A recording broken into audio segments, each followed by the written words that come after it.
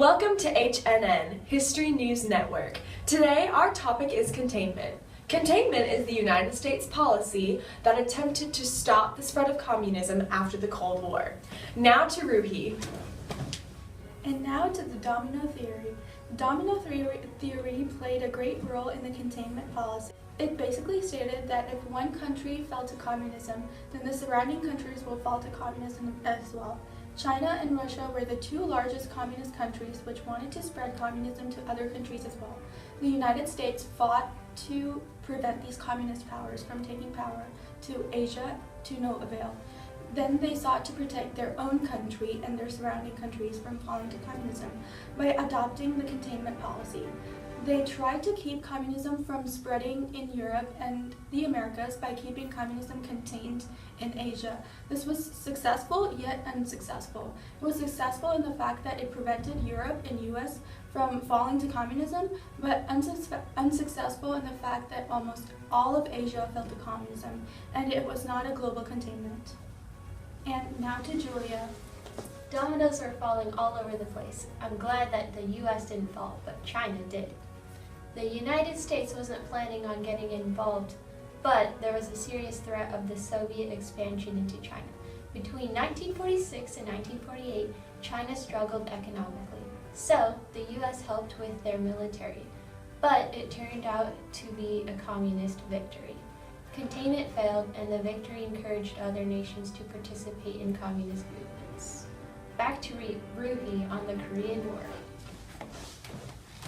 Thanks, Julia. Not only did China fall to communism, but its neighbor, Korea, did too. Korea, before the Korean War, was divided into two sides across the 38th parallel. The northern part of Korea was communist, and the southern part was democratic.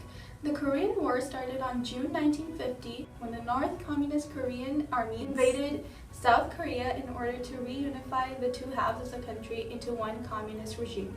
The United States did not want communists to spread to South Korea as well, fearing that communism would spread to the entire world, so they fought against North Korea, which had aid of both the Soviet Union and Communist China.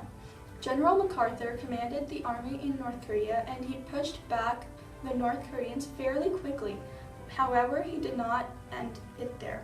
He continued pushing North Koreans farther back in the 30th parallel, and President Truman relieved him from his command after that.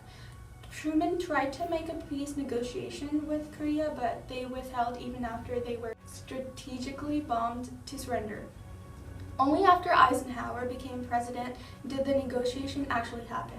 The peace treaty was signed at Panmunjom in 1953 that ended this war. This war showed how fearful the United States was of the spread of communism and how US wanted to contain it to Asia only. And now to Julia and US commitment to Europe. Let's migrate a little bit to the west on America's commitment to Europe. America's commitment to Europe is demonstrated when, even after World War II, the United States continued to be involved in the region.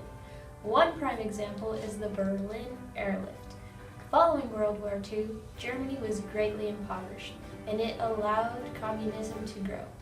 In order to act upon the policy of containment, the U.S. wanted to help.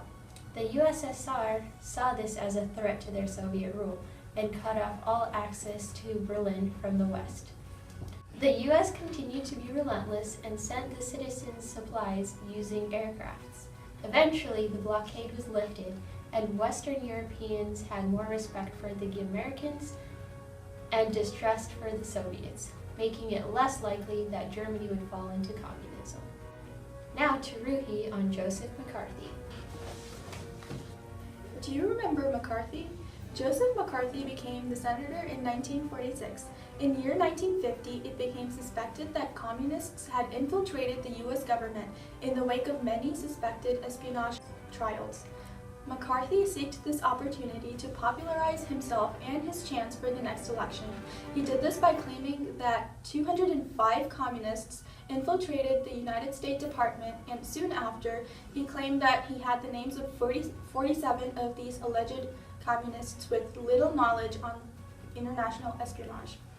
He called for wide investigations, which later became infamously known as the Red Scare later on. McCarthy got re-elected in 1952 and he also became the chairman of Senate's Committee of Government Operations, where he continued his investigations and forced many Americans to agree that they were communist spies. If they did not, they would lose their jobs. He falsely accused many Americans of treachery to the United States government without any evidence to back it up, and most people believed him because they were afraid of communism spreading in the United States, and they were willing to sacrifice some people to save the nation. McCarthy used this fear to his advantage, to gain a higher position for himself in the government and become a recognized leader. But ultimately, he lost everything when he was stripped of his chairmanship and condemned to the Senate floor. Now back to our host to talk about what is happening back at home. In the Truman Doctrine, the British announced on March 31st, 1947, they would no longer provide military and economic assistance to the Greek government in their civil war against the Greek Communist Party. So, President Truman gave a speech on March 12, 1947, before they stopped providing supplies, to find a common ground. Truman asked Congress to support the Greek government against the communists and also aid Turkey since the country had been dependent on British aid. Truman argued that the United States could no longer stand on the sidelines while Soviet totalitarianism scored a touchdown.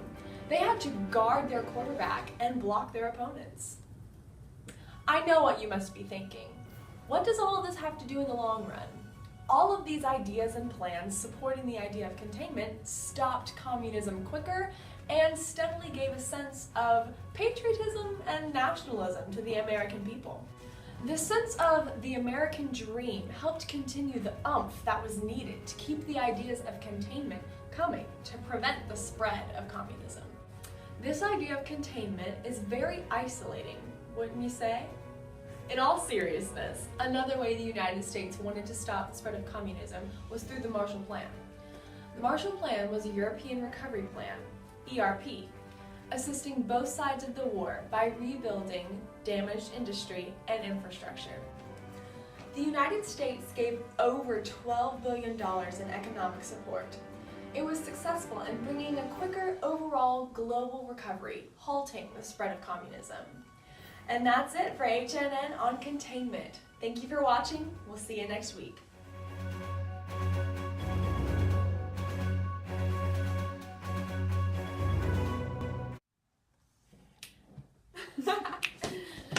Yo, Finger what's up? guns.